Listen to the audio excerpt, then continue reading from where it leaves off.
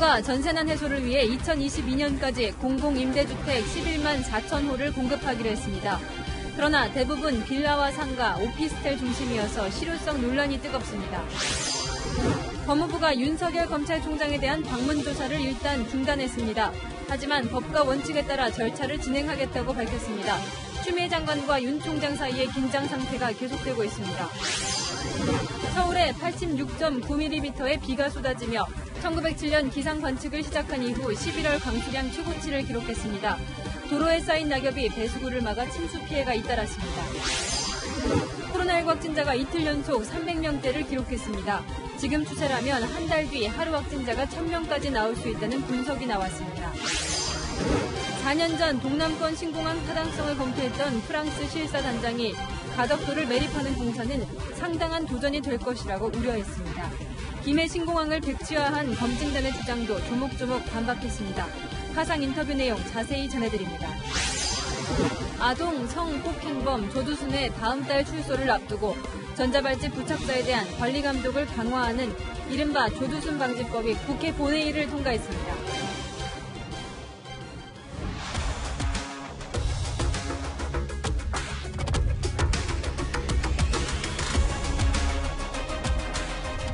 뉴스에이 동정민입니다. 전국 아파트의 매매 가격도 전세 가격도 정신없이 오르고 있습니다. 한국감정원이 전주에 비해 얼마나 올랐는지 주간 상승폭을 발표했는데 2012년 통계를 낸 이후 8년 6개월 만에 집값도 전세 가격도 가장 큰 폭으로 올랐습니다. 이렇게 주거 불안이 심각해지자 정부는 오늘 24번째 부동산 대책을 내놨습니다. 자, 전세 대책부터 살펴볼 텐데요. 공공임대주택부터 다세대 주택과 빈집, 빈상가까지 총동원해서 11만 4천 호를 전세로 공급하겠다는 내용을 담았습니다. 자, 이제 전세 대란이 끝날 수 있는 건지 집중적으로 살펴보겠습니다. 먼저 오늘 발표 내용부터 박지혜 기자가 보도합니다. 서울의 신혼부부 맞춤형 임대주택입니다. 정부가 민간 건설사와 매입 약정을 맺고 지었습니다.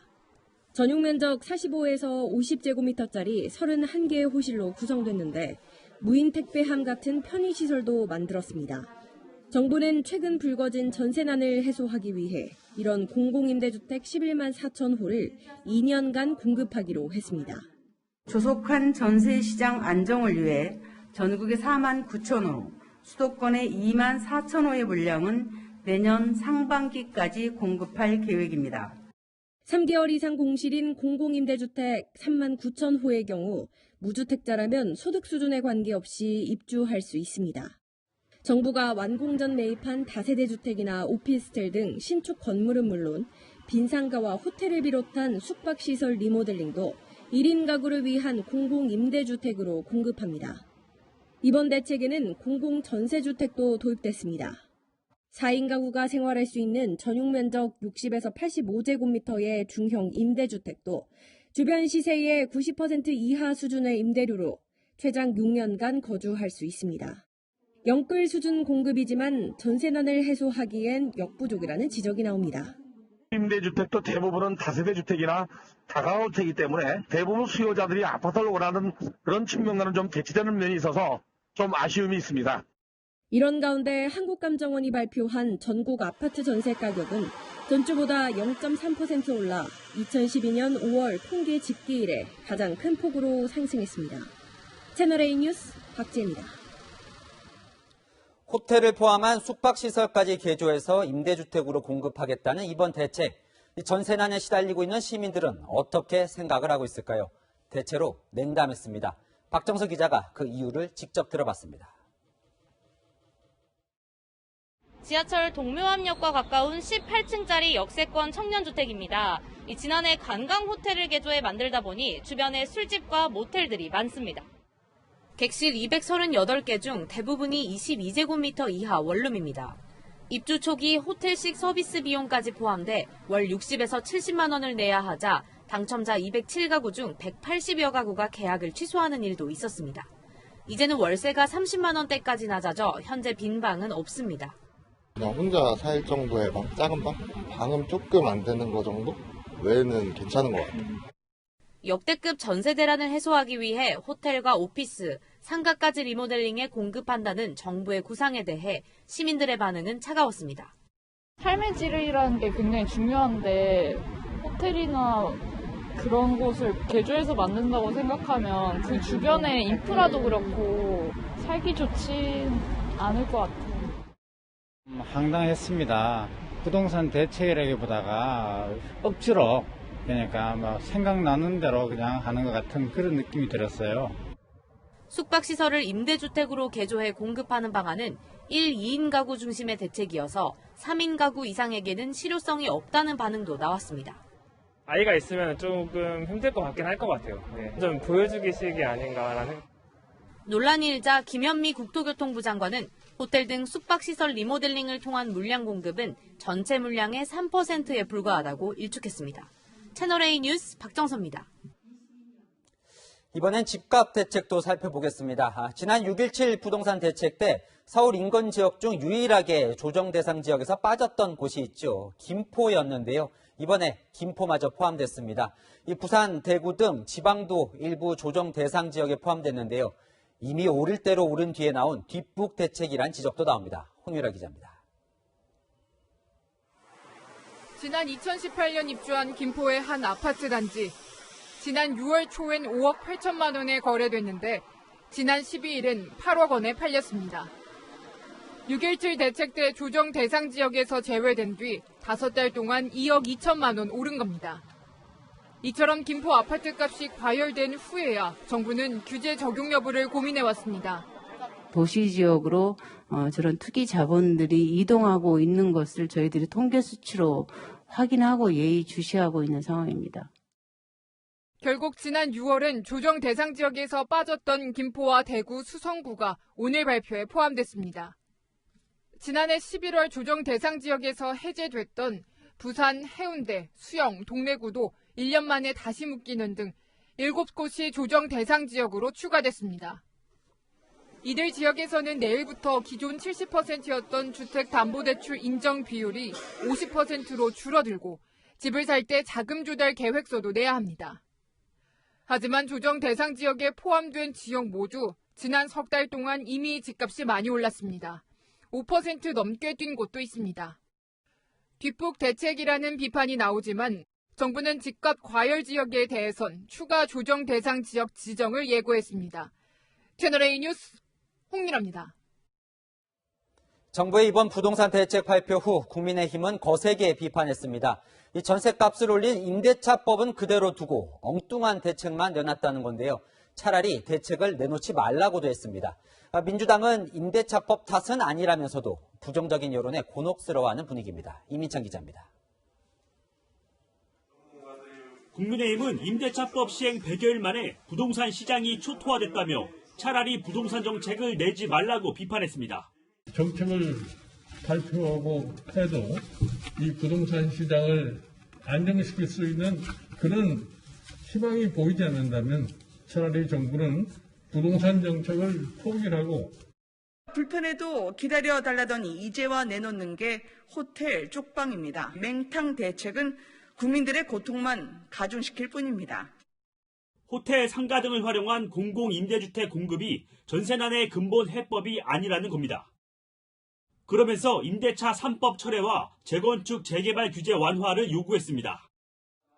더불어민주당 지도부는 어제까지만 해도 호텔을 쾌적하고 안전성까지 확보한 공간으로 구성할 것이라며 정부의 전세 대책을 옹호했지만 오늘은 말을 아꼈습니다. 대신 공식 논평을 통해 부동산 정책의 어려움을 토로했습니다. 부동산 정책은 우리나라 거의 모든 문제가 집약되어 이해관계가 얽히고 설킨 어렵고 복잡한 영역입니다. 그러면서 전세난이 임대차 3법 때문이라는 지적에는 동의하기 어렵다고 밝혔습니다. 채널A 뉴스 이민찬입니다. 자, 오늘 정부가 고심 끝에 내놓은 전세 대책이 실효성이 있을지 경제정책산업부 안건우 기자와 살펴보겠습니다.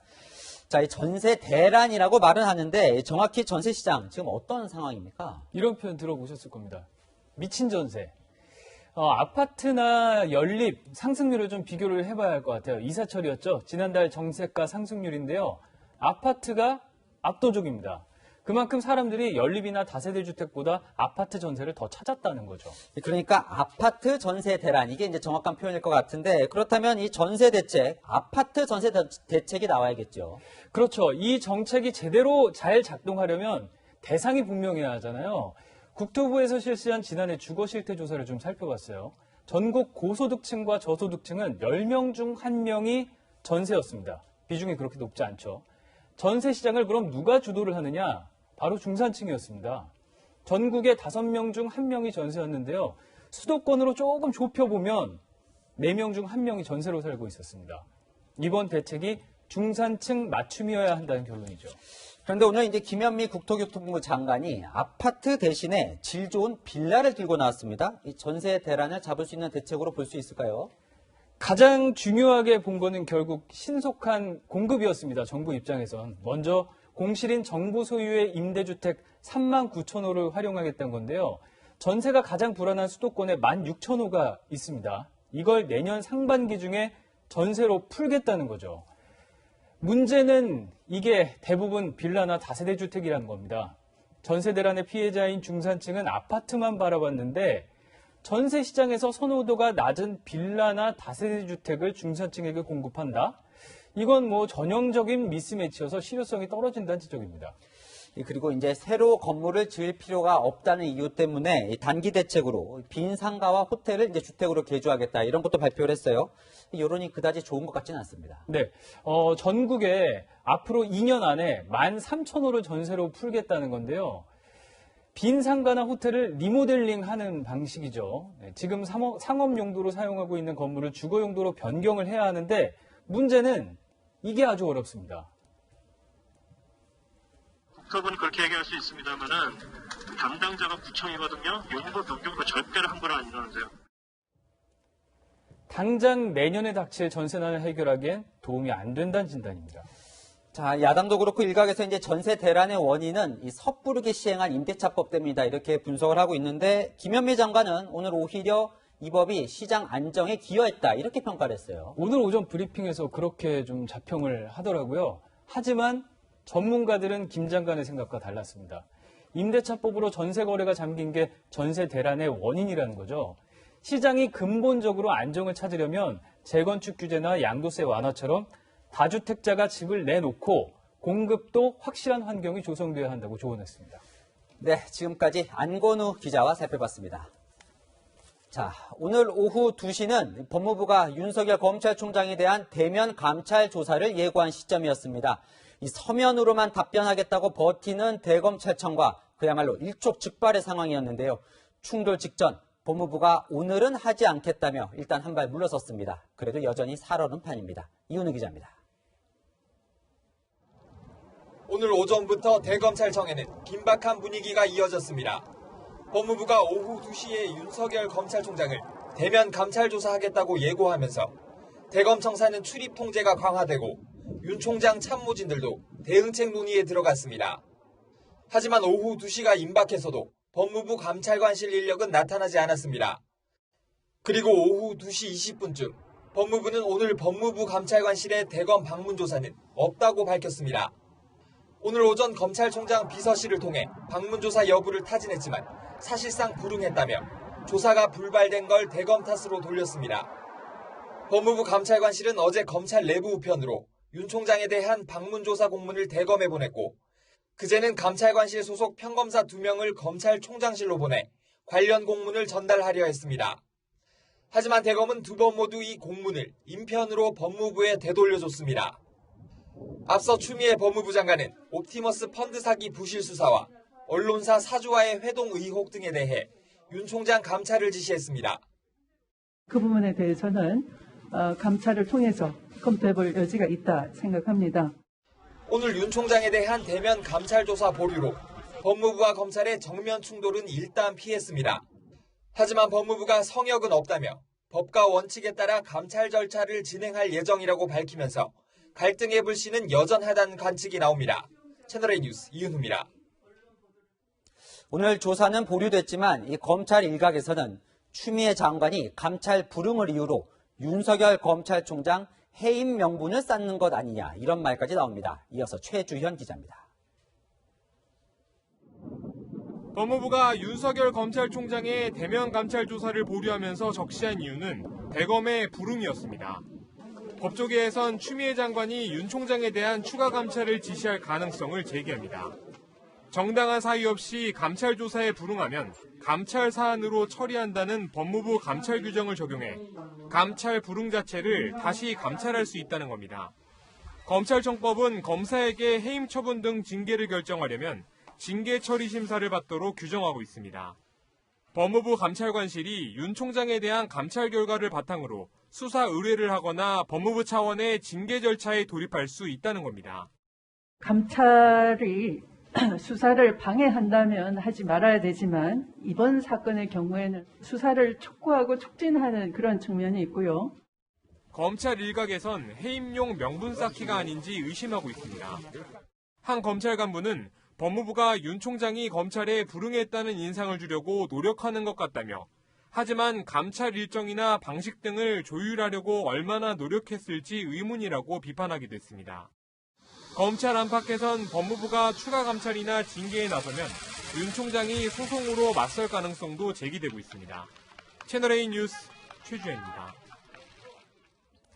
신공항 논란으로 넘어갑니다. 사실상 백지화된 김해 신공항안을 검토했던 일부 검증위원들은 김해 신공항을 보완해서 사용하자던 결론이 막판에 뒤집혔다고 주장합니다. 하지만 검증위는 정해진 절차에 따른 결과 도출이었다고 일축했습니다. 강지혜 기자가 보도합니다. 김해 신공항안의 적절성을 검토했던 일부 검증위원들이 검증위의 사실상 백지화 결론에 문제 제기를 하고 나섰습니다. 검증위원들은 김해 신공항안을 보완하는 쪽으로 결론을 내렸는데 발표 때 결과가 뒤집혔다는 겁니다. 한 검증위원은 저녁을 겸한 검토 자리에서 회람한 보고서에는 김해 신공항안을 보완해서 계속 추진하기로 돼 있었다고 주장했습니다. 또 다른 검증위원은 김해 신공항안을 고쳐 쓸 수 있다는 취지로 검증이 됐다면서 백지화까지는 아니라고 들었는데 놀랐다고 말했습니다. 이에 대해 검증위 측은 검증위원들이 오해를 하고 있다고 반박했습니다. 법제처 유권 해석 결과에 따라 두 가지의 결론이 나올 수 있다는 점을 미리 설명했고 법제처가 법 절차적 문제를 지적해 김해 신공항안의 보완 추진이 어렵게 됐다는 결론이 난 것이라고 설명했습니다. 또 일부 위원들이 최종 보고서라고 주장한 것은 잠정 보고서일 뿐이라며 최종 결론은 발표 닷새 전 위원장과 분과위원장 회의에서 났다고 덧붙였습니다. 법제처는 이착륙에 방해가 될 수 있는 공항 주변의 산을 없애지 않고 놔두기로 할 경우 부산시장과 협의를 했어야 하는데 당시 국토부가 하지 않았다고 지적했습니다. 일부 검증위원들은 절차 문제로 백지화를 할 거였다면 검증은 왜 했느냐며 불만을 터뜨리기도 했습니다. 채널A 뉴스 강지혜입니다. 4년 전 김해 신공항을 확장해서 쓰라고 권고했던 프랑스 용역기관은 이번 결정을 어떻게 보고 있을까요? 당시 실사단장이었던 장-마리 슈발리에와 화상통화를 했습니다. 슈발리에 씨는 수심이 깊은 가덕도에 공항을 짓는 것을 상당히 우려합니다. 정한희 기자입니다. 4년 전 정부 의뢰를 받아 현지 조사한 결과를 토대로 동남권 신공항 사업 논란의 종지부를 찍었던 당시 실사단장 장-마리 슈발리에 씨. Then ADPI recommends this site for the location of the future Yeongnam International Airport. 가장 낮은 점수를 받았던 가덕도를 떠올리며 이렇게 잘라 말합니다. Why is not suitable? Have you been there? When you look at the site of Gare de Lyon, you don't feel this is an airport site. 20m에 달하는 가덕도 주변 수심 탓에 매립에 투입되는 비용과 건설 과정을 걱정합니다. And at that place, the sea is rather deep, so it is a huge work. It is quite challenging. 환경적 요인도 언급했습니다. 가덕도 주변 매립으로 섬의 형태는 물론이고 가덕도 옆으로 흐르는 낙동강 하구의 모양도 바꿔 강의 흐름이 달라질 것이란 주장입니다. The studies made by the current government seems to show that there would be no major effect. 기술적 근거를 토대로 나온 유일한 권고사항인 김해공항 확장안을 뒤집은 한국 정부에 대해 에둘러 비판했습니다. I don't see any new finding which was justified to change. I would advise to stick to the first decision. But okay. 슈발리에 씨가 수석 엔지니어로 근무했던 파리 공항공단 엔지니어링은 세계 3대 공항 설계 회사로 일본 간사이 공항과 아랍에미리트 두바이 공항 등 전 세계 공항 50곳의 프로젝트를 도맡았습니다. 채널A 뉴스 정한입니다. 슈발리에 단장은 김해 신공항 건설을 사실상 백지화한 정부의 근거에 대해 조목조목 반박했습니다. 가덕도 신공항은 영남권 공항이 아니라 부산을 위한 공항이라는 말까지 했습니다. 계속해서 최선 기자입니다. 슈발리에 씨는 김해 신공항이 적합하다는 생각엔 변함이 없다며 가덕도 신공항 건설에 투입될 비용을 우려합니다. When we compare 40 million passengers at Gimhae and 40 million passengers at Gadok, the cost at Gadok is more than twice the cost at Gimhae. 김해 신공항 검증위는 소음과 환경, 안전과 수요 분야에서 상당 부분 보완이 필요하다고 지적했지만 슈발리에 씨는 반박합니다. 기존에 비해서 소음 피해 범위가 상당히 늘어날 것으로 예상되므로 If noise was the only factor, there will be no airport built anywhere. 장래 여객 수요에 대한 견해도 달랐습니다. 미래 변화에 대응하는 역량면에서 매우 타이트한 기본 계획이라는 한계를 We tend to believe that the growth of air transport will slow down in the coming years. 4년 만에 뒤집힌 결론이 기술적인 이유가 아니라 정치적 이유로 보고 있는 그의 마지막 말은 여운을 남깁니다. But today, the project is not for the Yukon region anymore, it's for Busan area. 채널A 뉴스 최선입니다.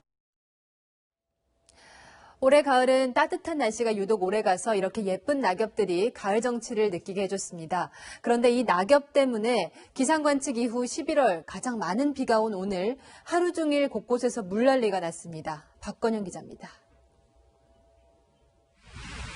오늘 새벽 서울 강남의 한 도로. 차량들이 물보라를 일으키며 도로를 달립니다. 버스문이 열리자 빗물이 밀려 들어올 듯 도로가 잠긴 곳도 있습니다. 서울 지하철 2호선 강남역 일대 차도에도 물이 차올랐습니다. 현재 빗줄기는 많이 약해졌지만 강남역 일부 도로는 아직도 물이 고여있는 상태인데요. 낙엽이 하수구 입구를 가로막아 물이 빠져나가지 못한 겁니다. 어제도 낙엽은 치우긴 했는데 이게 비가 오면서 나무에 있는 게 또 떨어지잖아요. 배수가 잘 안 된 것 같아요. 그것 때문에 막혀가지고. 각 구청은 하수구에 쌓인 낙엽을 치우며 배수 작업에 나섰습니다. 맨손으로 낙엽을 건져내는 공무원도 보입니다. 경기 구리시에선 하천다리를 건너던 차량이 폭우로 불어난 물에 떠밀려 침수되기도 했습니다. 등굣길에 고립된 아버지와 아들은 차량 위로 대피해 50분 만에 구조됐습니다. 갑작스럽게 물이 넘쳐갖고 떠내려간 상황이거든요. 구조대원 2명이 먼저 차량 쪽으로 접근해갖고 보트가 올 때까지 같이 안전조치를 일단 한 상태였고 서울 사천교 하부도로는 침수돼 전면 통제됐고 강변북로 마포대교와 한강대교 사이도 침수 위험으로 한때 차량 통행이 중단됐습니다. 오늘 하루 서울 강수량은 86.9mm로 1907년 기상관측을 시작한 이후 11월 중 가장 많은 비가 내렸습니다. 아침 최저기온은 17.1도로 역대 11월 중 가장 따뜻했습니다. 기상청은 저기압이 발달하면서 습하고 따뜻한 공기가 유입됐고 북서쪽에서 내려온 찬 공기와 부딪히며 강한 비가 내렸다고 설명했습니다. 채널A 뉴스 박건영입니다. 박원순 시장 대행체제인 서울시가 광화문 광장 재구조화 공사를 진행해서 논란이 뜨겁죠. 중앙에 있던 광화문 광장을 서쪽 세종문화회관 쪽으로 재배치하는 공사입니다. 서울시의 구상과 도시 전문가의 의견, 시민들의 반응은 어떤지 제가 직접 들어봤습니다.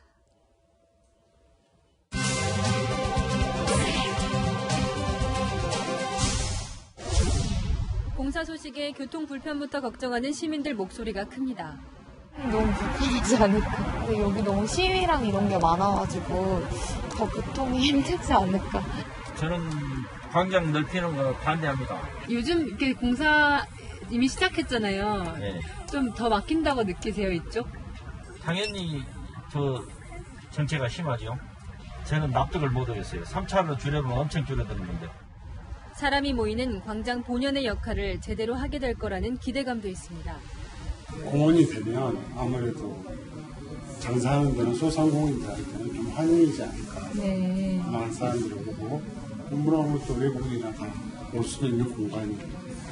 차로가 좀 좁아진다는데 그건 어떻게 생각하세요? 세종대로가? 현재는 크게 막히지 않으니까 네. 일단 하는 것도 괜찮다고 사실 보거든요. 절차적인 문제를 두고는 엇갈린 의견이 나옵니다. 이 사람이 여기 뜯어받고 또 이 사람이 하면 또 뜯어받고 그 돈 받는 거예요. 내년에 이제 시장 뽑은 다음에 그거 이제 해야지. 서울시는 이미 박원순 시장 때 결정된 일이라는 입장입니다. 박원순 시장이 5월에 재검토를 하시겠다고 했었는데 시장님께서 이제 의견을 듣기 위해서 한 발언을 좀 크게 해석해서 들으신 게 아닌가 생각이 들어요. 의회에서 예산까지 받아둔 사업이라는 겁니다. 선거가 얼마 남지 않았는데 큰 일을 이렇게 해야 되냐라는 의견도 있으시잖아요. 의회에서도 예산도 준 부분인 거고 거꾸로 저희가 정해진 부분을 선거를 의식해서 시기를 늦춘다 할지 그러면 오히려 그게 더 정치적이 될 수 있다. 서울시는 광화문 광장으로 이어지는 세종로 일대 도로 재편 공사도 진행 중입니다. 광장을 함께 둘러본 도시교통 전문가는 광장뿐 아니라 중심 대로와의 조화도 고려해 볼 필요가 있다고 조언합니다. 우리가 광화문 광장을 이야기하면서 세종대로의 어떤 장소성, 역사성을 절대 간과하면 안 됩니다. 원래 조선시대 때도 이게 육조거리지 광장은 아니었잖아요. 이렇게 이제 3차로 줄이면은 이건 일반 우리 차로 같은 거거든요. 예. 그러니까 이 세종대로는 참 이렇게 정말 이렇게 쪼그라뜨리기에는 너무나 중요한 도로다. 시민들은 무엇보다도 도시 구성원 모두를 위한 조화로운 해결책을 원하지 않을까요? 사람도 편리하게 다니고 자동차도 편리하게 다니고 양쪽 다 편리하겠지. 여인선이 간다 였습니다. 다음 소식입니다. 신규 코로나 확진자 수가 이틀 연속 300명을 넘어섰습니다. 더 큰 문제는 감염 재생산 지수입니다. 감염자 한 명이 전파할 수 있는 환자 수를 뜻하는데요. 이달 초만 해도 1위였던 이 감염 재생산 지수가 1.5까지 늘어났습니다.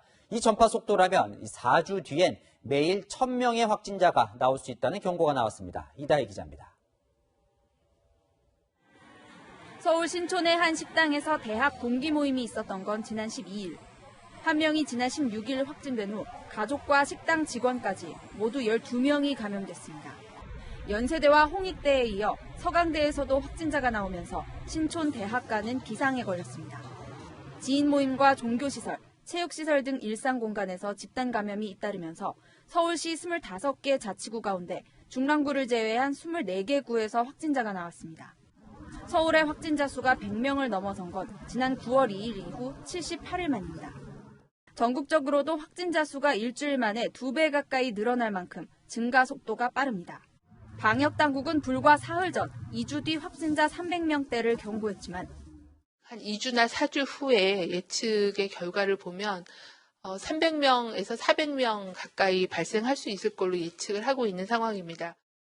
예측보다 2주나 빠르게 진행되고 있는 겁니다. 생각을 했던 것보다 확진의 속도 그리고 그 질병이 진단되는 그 비율이 매우 높은 것은 사실로서 여기에 대한 것들은 여러 가지 이유가 있을 거라고 봅니다. 한 명의 확진자가 얼마나 많은 사람에게 바이러스를 전파하는지 보여주는 감염 재생산 지수는 1.5를 넘었습니다. 이런 추세면 한 달 뒤에는 하루 확진자가 1000명대까지 발생할 거란 예측도 나왔습니다. 방역당국은 정확한 역학조사가 필요하다면서도 코로나19 바이러스가 추운 날씨에 잘 발병하는 계절적 요인 탓에 확진자가 급증한 것 같다는 원론적인 설명을 내놨습니다. 채널A 뉴스 이다혜입니다. 어제 자정부터 서울과 경기 지역 사회적 거리 두기가 1.5단계로 격상됐는데 이 전문가들은 당장 2단계로 올려야 한다고 경고하고 있습니다. 하지만 정부는 연말 회식과 모임을 자제해달라면서도 소비 쿠폰은 계속 발행하고 있습니다. 이현수 기자입니다. 여행과 공연을 권장하는 소비 쿠폰 홍보물입니다. 하루 300명 확진자에도 정부는 소비 진작을 위해 8대 소비 쿠폰 사업은 중단하지 않기로 했습니다. 숙박은 온라인 여행사를 통해서만 할인되다 보니 영세 숙박업자들은 쿠폰이 오히려 방해가 된다고 불만입니다. 우리한테 도움도 안 되는 거 숙박업소 쿠폰 돌려가지고 왜 숙박업소가 코로나 전파 매개체가 되는 것처럼 이렇게 새로운 거리두기 체계로 인한 혼란도 계속되고 있습니다. 지난 8월 중순 광화문 집회발 2차 대유행으로 거리두기가 2단계로 격상될 당시 확진자는 300명대로 지금과 비슷합니다. 하지만 지금 1.5단계는 인원수 제한에만 초점을 맞췄다면 기존 2단계에선 유흥시설은 문을 닫고 식당 등에서도 밤 9시 이후 포장만 가능하는 등 방역 수준은 크게 달라졌습니다. 전남 순천시는 내일부터 2단계가 적용되지만 바로 옆 여수시는 1.5단계를 시행 중입니다. 지자체마다 제각각 거리두기를 결정하면서 혼선이 빚어지자 정부는 뒤늦게 가이드라인을 만들겠다고 밝혔습니다. 결정 자체가 너무 느리게 됐다고 보고 있고요. 그 광범위한 환자 발생 상황을 끊어낼 수 있을 정도라고 보기 좀 어렵습니다. 수도권 1.5단계 조치가 미흡하다는 지적이 나오자 방역당국은 2주간 일평균 확진자 200명이 아니라 일주일만 충족돼도 2단계로 올리는 방안을 검토하기로 했습니다. 채널A 뉴스 이현수입니다. 광주의 어린이 보호구역 일가족 교통사고 속보입니다. 경찰이 사건 당시 양보하지 않고 지나친 맞은편 차량 운전자들도 처벌하기로 했습니다. 하지만 이 정도 처벌로 비슷한 사건 재벌을 막을 수 있을지 걱정도 나옵니다. 공국진 기자입니다. 횡단보도를 건너는 엄마와 세 남매. 맞은편 차량들이 멈추지 않고 지나가는 바람에 그대로 멈춰섭니다. 결국 화물차가 출발하면서 대형 참사가 났습니다. 화물차 운전자를 구속한 경찰은 맞은편 차량의 운전자들도 처벌하기로 하고 소환 조사하기로 했습니다. 보행자가 횡단보도를 건널 때 일시 정지해야 한다고 규정한 현행법을 어겼다고 본 겁니다. 하지만 처벌은 솜방망이에 그칩니다. 범칙금 6만 원과 벌점 15점이 전부. 소환에 응하지 않아도 과태료 20만 원만 내면 끝입니다. 중간에 서 있는데도 이 사람들이 다 지나가 버리잖아요. 출석 요구서를 발송했는데 강제성 없죠. 단속도 없고 처벌도 약하다 보니 사고가 난 뒤에도 달라진 게 없습니다. 이쪽에서 진입하려고 할 때는 그냥 지나가죠. 그냥 무식증에 깜빡한 한 대가 있으면 지나갈 때도 있고. 사람이 서 있는데 그냥 지나쳤다는 게 솔직히 너무하지 않은 생각이 들더라고요. 그러니까 우리나라 너무 가드로가 낮더라고요. 보행자 우선으로 조금 법을 바꾸는 것도 필요할 것 같아요. 온라인에선 일가족에 양보하지 않은 운전자들에 대해 비판이 이어지고 있습니다. 이번 기회에 운전자 위주인 교통문화를 보행자 중심으로 바꿔야 한다는 목소리도 커지고 있습니다.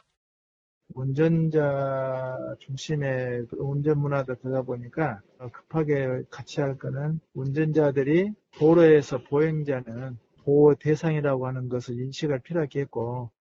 채널A 뉴스 공진입니다. 조두순 출소가 한 달도 남지 않았죠. 이른바 조두순 방지법이 국회 본회의를 통과했습니다. 어떤 내용인지 강병규 기자가 보도합니다. 법원 판결에 따라 다음 달 13일 출소하는 조두순은 7년간 전자발찌를 착용하고 5년 동안 신상 정보가 공개됩니다.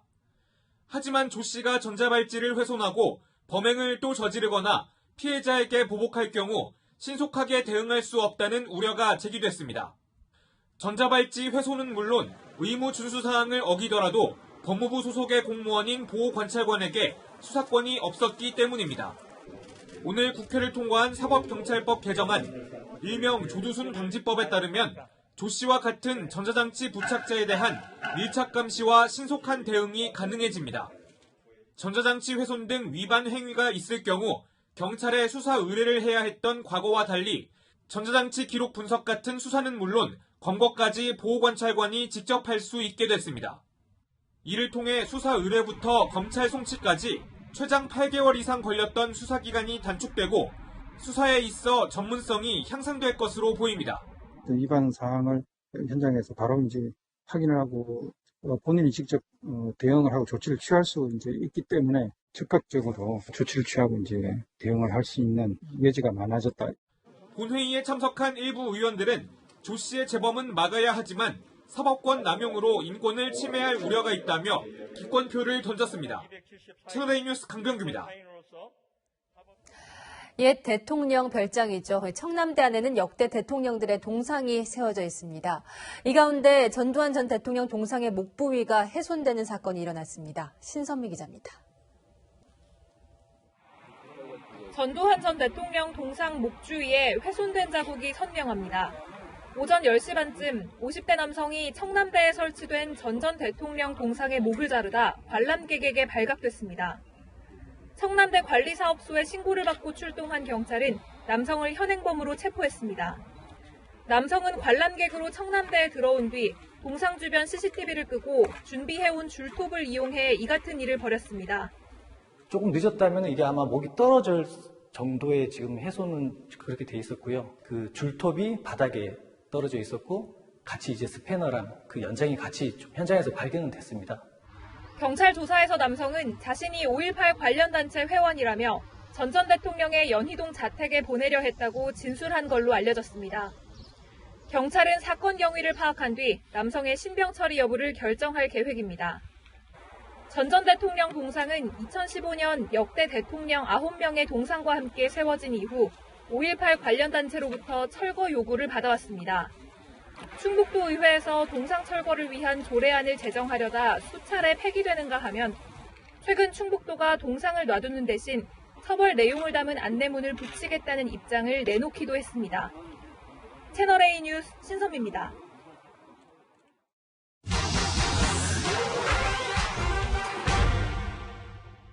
김장철입니다. 이렇게 좋은 배추와 또 고춧가루 어떻게 고를지 고민 많은데요. 특히 국산, 중국산 고춧가루 구별이 가능하냐 문의 많은데 알아봤습니다. 온라인 쇼핑몰에서 100% 국내산이라며 고춧가루를 판 유통업자.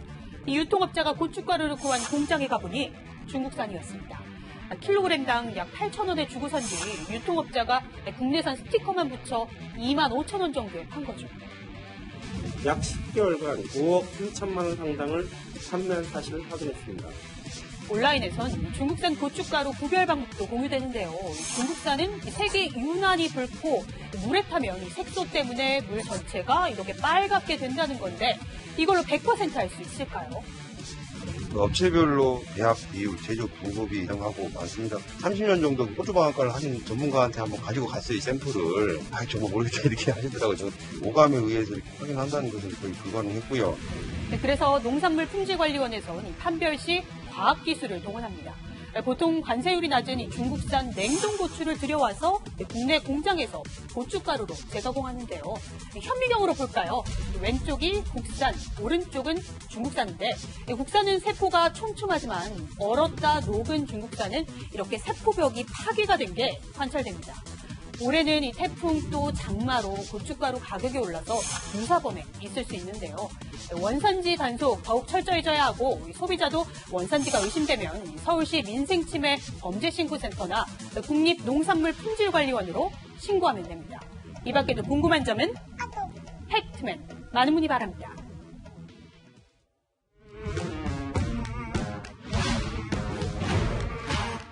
열왕야랑 시작합니다. 정치부 이동훈 기자 함께합니다. 첫 번째 주제 보여주시죠. 네. 화환에 지지 않는 이 빈칸이 뭘까요? 네, 바로 꽃길입니다. 꽃길이라서 그런 걸까요? 추미애 법무부 장관 표정이 밝아 보입니다. 네, 추미애 장관 인스타그램에 14개월 만에 사진 4장이 올라왔는데요. 장관 보좌관이 올린 것으로 보이는데 절대 지지 않는 꽃길을 아시냐며 추 장관 앞으로 온 꽃바구니들을 소개했습니다. 저 꽃을 바라보는 추 장관 표정이 흐뭇해 보이는데요. 네. 절대 지지 않는 꽃길, 이 말이 의미심장해 보여요. 왜 갑자기 사진을 올린 걸까요? 네, 윤석열 검찰총장이 지난달 지지자들로부터 받은 응원 화환을 의식한 게 아닌가 싶은데요. 조국 전 법무부 장관도 오늘 추 장관의 꽃길과 윤석열 총장의 화환을 비교하는 사진을 SNS에 올렸습니다. 자, 지지 않는다 이 말처럼 사진을 보는 양측 지지자들 더 뭉칠 것 같아요. 네, 전현직 법무부 장관이 지지층 결집에 나서고 갈등을 부추기는 것 같은 모양새로 보이기도 합니다. 윤석열 총장을 응원하는 화환이 대검찰청 앞에 길게 늘어섰을 때 추 장관은 이렇게 말했습니다.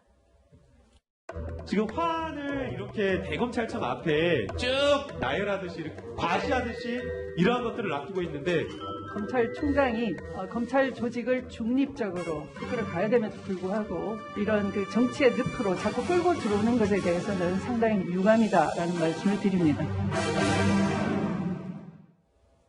네, 같은 지적이 추 장관에게도 적용될 수 있지 않을까 싶습니다. 네, 자, 다음 주제 보겠습니다. 네. 특별법 내가 먼저 어제 민주당이 추진한다고 전해드렸던 이 가덕도 신공항 특별법 이야기인가 보네요. 네, 그렇습니다. 이 가덕도 신공항 특별법이 내일 발의됩니다. 그런데 발의자가 국민의힘 부산 지역 의원들입니다.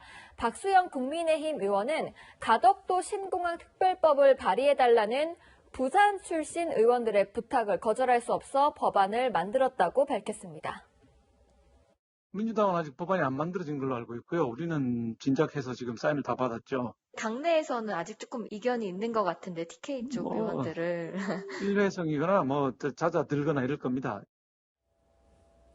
네, 다음 주에 법안을 발의하겠다던 민주당보다 먼저 법안을 제출하는 겁니다. 그래요. 이 국민의힘 의원들이 먼저 발의를 한다. 네. 주호영 국민의힘 원내대표는 이 김해 신공항 부산이 내년 부산시장 선거를 의식한 거라면서 여권을 비판을 했었거든요.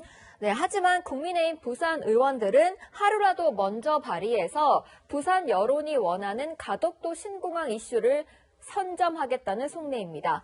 법안 내용도 민주당이 담겠다던 내용과 크게 다르지 않습니다.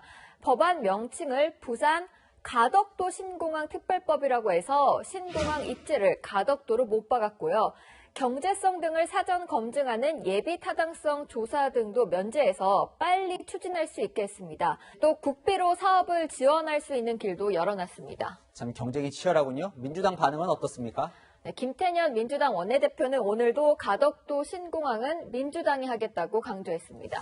그런데요, 이 10조 원이나 들어가는 국책 사업인데 이 꼼꼼히 따져보고 절차도 거쳐야 될 것 같은데 이 여야 정치권이 이렇게 급하게 추진을 해도 되는 겁니까? 네, 당연히 그러면 안 되겠죠. 여야 모두 선거를 앞두고 국가 재정과 국민 안전보다 표 계산만 하고 있는 모양새인데요.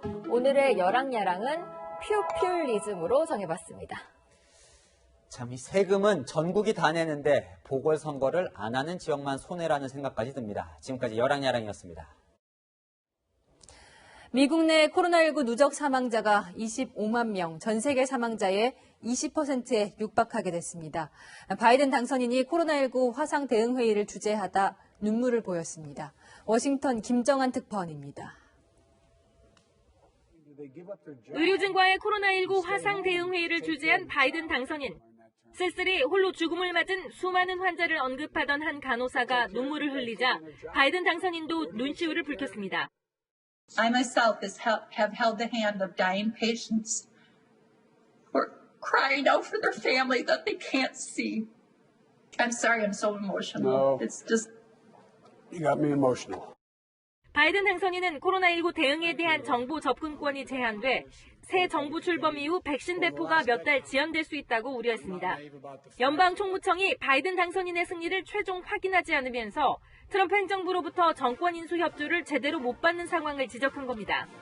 We've been unable to get access to the kinds of things we need to know about the depth of the stockpile. 이런 가운데 미국의 코로나19 누적 사망자는 전 세계 사망자의 20%에 육박하는 25만 명을 넘어섰습니다. 전문가들은 2, 3주 뒤 하루 사망자가 3천 명에 달할 수 있다고 우려합니다. 올 초 죽음의 도시가 됐던 뉴욕시도 코로나19 재확산에 따라 공립학교 등교를 전면 중단키로 했고 캘리포니아, 오하이오 등 곳곳에선 생필품 사재기가 다시 시작됐습니다. People are a little nervous because they saw what happened back there in April and March when the shelves, it was real tough to get product. 이르면 내년 상반기 백신 접종이 가능하다는 희망적인 소식도 들리지만 길고 위험한 겨울은 넘겨야 할 큰 과제입니다. 워싱턴에서 채널A 뉴스 김정환입니다. 코로나19로 여행길이 꽉 막혀서 항공사는 물론 여행사, 면세점까지 불황이죠. 정부가 착륙하지 않고 다른 나라를 비행하고 올 수 있는 관광 비행을 한시적으로 허용했는데 기내에서 면세품 쇼핑도 가능합니다. 황규락 기자가 보도합니다. 하나, 둘, 셋. 오랜만에 하늘길에 오른 승객들. 인천공항을 출발해 1시간 반 정도 비행을 한 뒤 도착한 곳은 또다시 인천공항입니다. 코로나19로 해외 여행길이 막히자 일부 항공사들이 목적지 없는 비행체험 상품을 선보인 겁니다. 코로나19 장기화로 지난달 국제 여객이 전년 동월 대비 97%나 감소하며 면세와 숙박, 여행업계가 타격을 받자 정부가 이런 목적지 없는 비행에 면세품까지 팔 수 있도록 허가했습니다. 항공 피업계를 지원하고 소비 분위기 확산을 위하여 새로운 관광 형태인 무착륙 국제관광 비행 도입을 추진합니다. 국내는 물론 허가를 받은 다른 나라의 영공을 돌고 올 수도 있습니다. 기내 면세점과 시내 공항 면세점 등에서 면세품을 살 수 있고 일반 여행객과 동일하게 면세 혜택도 받을 수 있습니다. 면세품 이용이 가능해짐에 따라서 관광 비행에 대한 수요나 관심은 더 높아져 활성화에 도움이 될 것으로 예상되며 항공사의 매출에도 큰 도움이 됩니다. 해당 상품은 내년 12월까지 한시적으로 운영되며 항공사별로 준비를 거쳐 연내에 출시될 것으로 보입니다. 채널A 뉴스 황규락입니다. NC와 두산의 한국 시리즈가 병살타 시리즈로 불리고 있습니다. 예측 불허의 병살타가 속출하면서 승부를 좌우하고 있는 겁니다. 김유빈 기자입니다. NC는 공 5개로 아웃카운트를 10개나 혼납했습니다. 이래 임현기의 직선 타구가 잡히면서 병살로 물러나더니 안타와 볼넷 그리고 사구로 기어코 다시 만루를 만든 NC. 알피어의 큼직한 외야 타구로 득점이 유력했지만 두산 박건우의 레이저 송구에 양의지가 병살 처리되고 맙니다. 여기서 끝이 아니었습니다. 김재호의 슈퍼 점프 캐치로 병살이 또 나오더니 심지어 박성민의 안타성 타구까지 병살로 연결됩니다. 투수의 무릎에 맞고 튄 타구가 그대로 잡히면서 타자와 주자가 아웃된 겁니다. 한국 시리즈에서 한 팀이 병살 5개를 기록한 건 13년 만입니다. 하루 전인 1차전에선 두산이 그랬습니다. 세 차례의 병살로 공격 흐름이 완전히 끊기면서 승리를 내주고 말았습니다. 연이틀 병살이 한국 시리즈 최대 변수로 등장한 겁니다. 여기에 동부장의 특성까지 개입하면서 양상이 더 급급합니다. 양의지의 홈런성 타구가 천장을 맞고 뚝 떨어지면서 2루타 맞았습니다.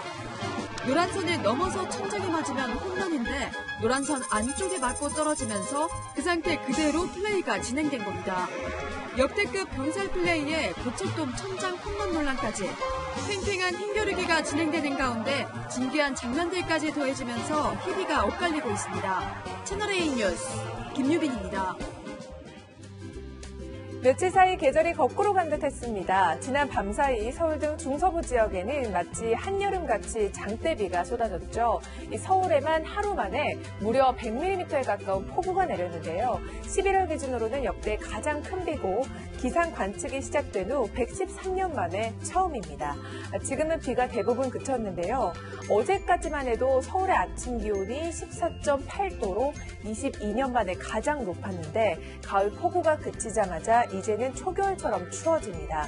오늘 밤사이에는 찬바람이 강해지고 내일 아침에는 서울이 2도 선까지 뚝 떨어지겠습니다. 종일 강한 바람에 체감온도는 더 낮아지겠습니다. 내일 낮부터는 하늘이 차츰 맑아지고요. 당분간은 미세먼지 걱정 없겠습니다. 주말 동안에도 예년보다 추운 날씨가 이어지고요. 다음 주 초반에는 서울의 아침 기온이 영하권으로 내려가면서 12월 초순만큼이나 춥겠습니다. 날씨였습니다.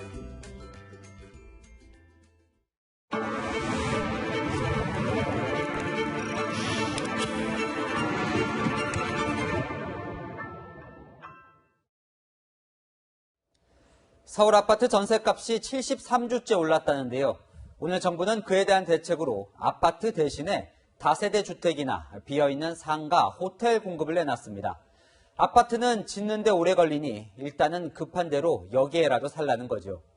사랑하는 가족과 쾌적하고 안전한 곳에 살고픈 세입자들의 당연한 마음을 이리도 모를까요?